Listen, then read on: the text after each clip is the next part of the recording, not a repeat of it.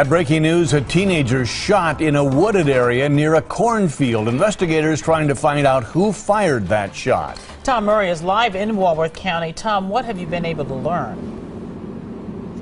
Well, Carol, Mike, we are in the town of Sharon, just a few miles north of the Illinois state line. Look this way with me.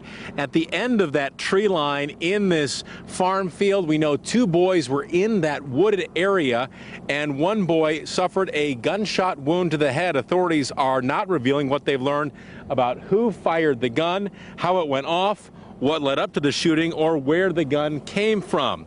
Now, we've seen investigators making their way back and forth through the farm field.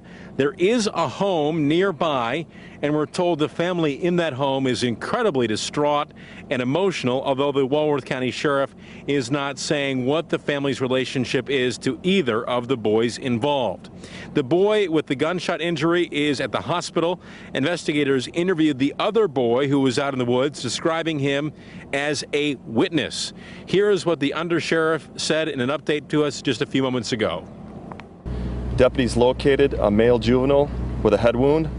First aid was given, and rescue responded and transported the juvenile to Mercy Janesville.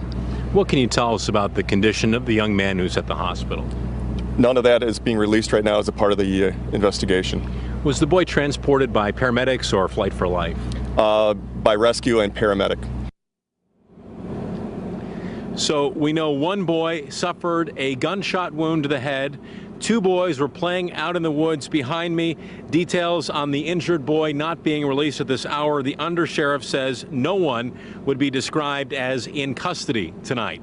Live tonight in Walworth County, Tom Murray, today's TMJ4. Tom, do we know if they've recovered the weapon that was used to fire that bullet?